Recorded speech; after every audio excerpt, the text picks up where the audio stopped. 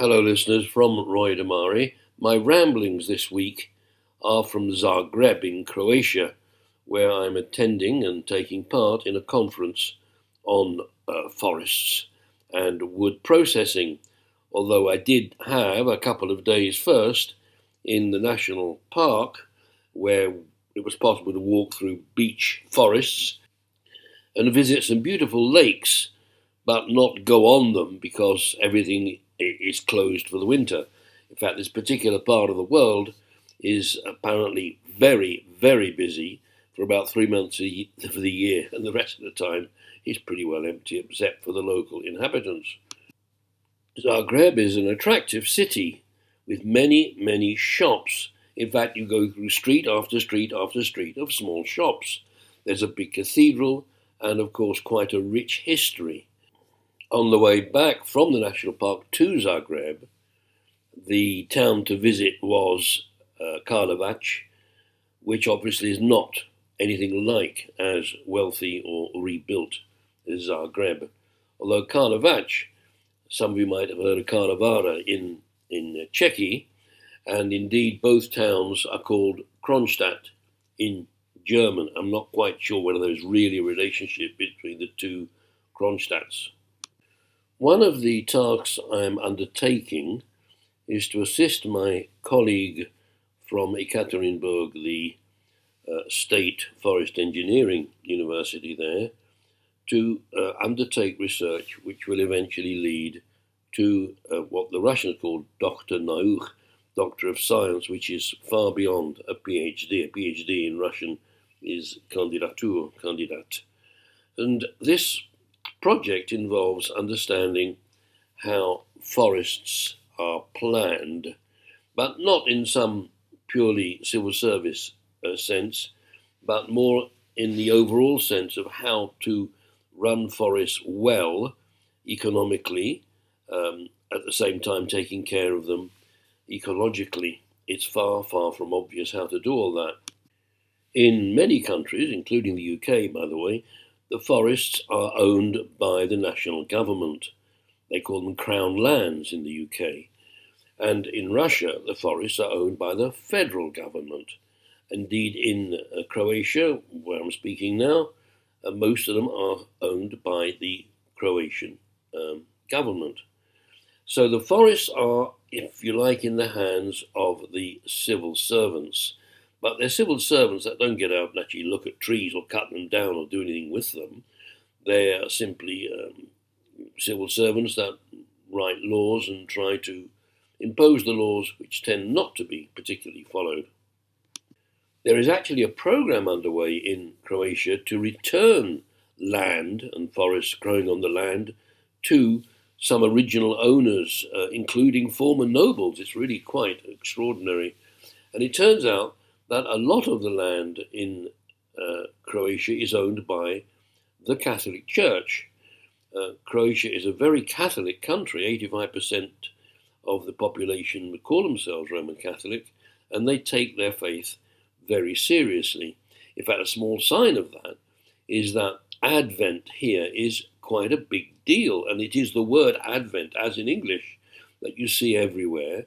Of course, there's the kitsch Father Christmases and lighted up reindeers, but nevertheless, you get the feeling that the Advent season is celebrated here, not just as pre-Christmas shopping, but as part of their religious life and faith. But there I got off my track. Let's get back to the question of forest planning and how forests can best be used. If the only people concerned with a given forest are the functionaries at some level of government, nothing much happens. The forest sits there. It may produce the odd bit of wood, or shall we say the logs are taken anyway, perhaps illicitly. And even if there are private owners, they don't care very much, at least they don't here in Croatia. And so the woods are largely wasted. Although I have to admit that I have heard that the taking away of the poorer quality wood to make into pellets is a big growing business. I would put in a plug for pellets as a source of power and energy because they represent a renewable resource. The trees that are used to make the pellets grow again, and the cycle is very short. We're talking about 10, 20, maybe 30 years, versus for coal, it's hundreds of thousands, if not millions of years. Quite a different game. Clearly, my associate from Ekaterinburg has an enormous amount of work ahead of her to understand forest planning. And if I can keep your interest on the subject a little longer, you have to think in terms of things you make in wood, which is fine, and then you have to prepare the wood for the furniture manufacturer or the house manufacturer or whatever.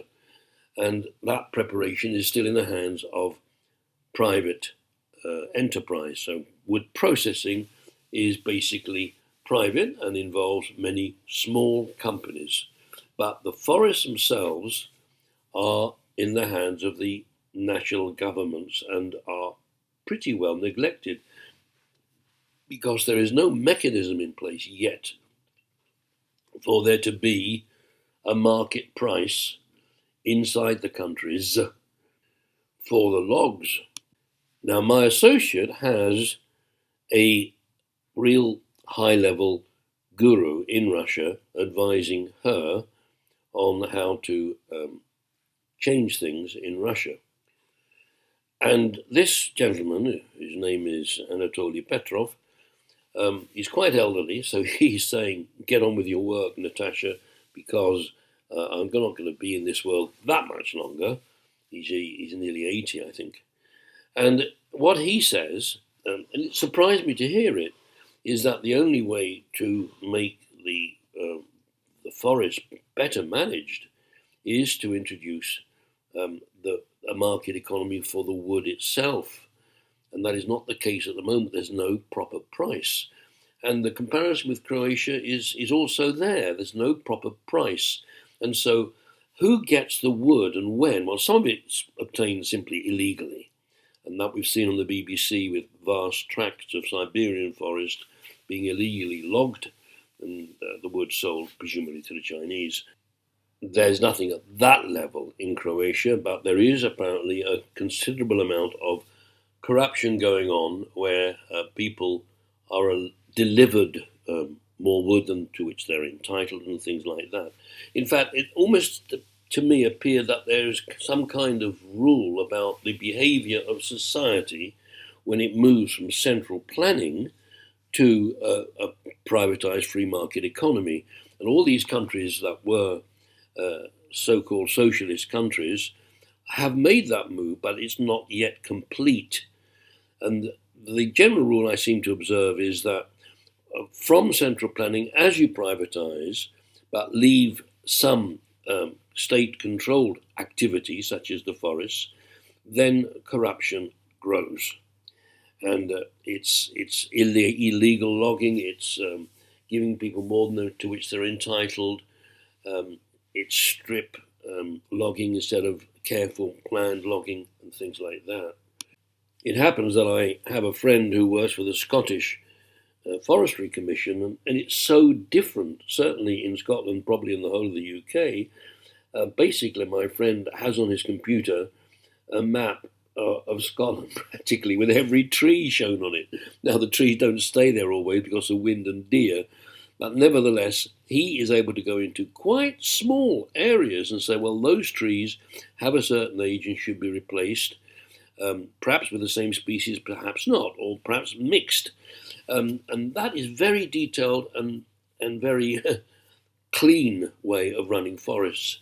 And I think in the end, that might be the example which Russia and indeed Croatia will have to follow if they want a decent forestry system, a forest planning system, where the wood is respected and is grown and used in a sustainable way. I'm going to change subjects now, but still talk about wood, because one of the presentations, actually in the evening after the proper conference, was a visit to the musical academy in Zagreb, which is a very beautiful building in its own right, opposite the National Theatre, and for anybody who knows Zagreb. And a gentleman and a lady who spoke rather good English presented their work, which is all to do with soundproofing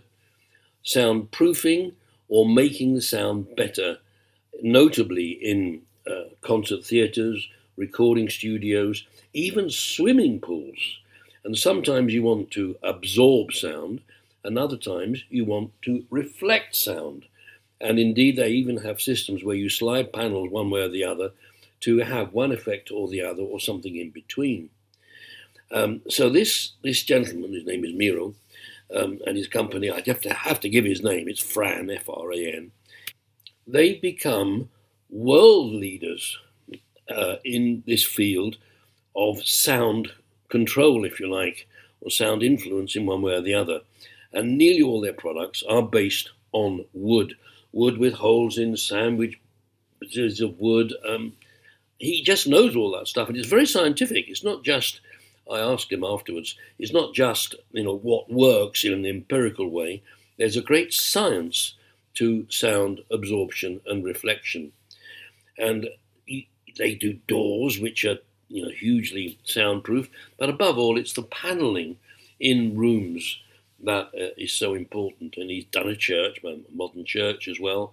And it's just a whole world which we understand a bit, of course, in the West, but it's odd that we find here in Croatia such expertise, such international expertise in the question of sound. So I thought I'd mention that just in case anybody's interested in soundproofing. But it's good to see a small country and a private enterprise develop such expertise.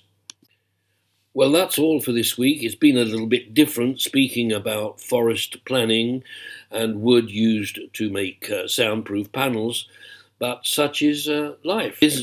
There are so many dimensions to our society, it's worth examining them, even if we don't become expert in all of them.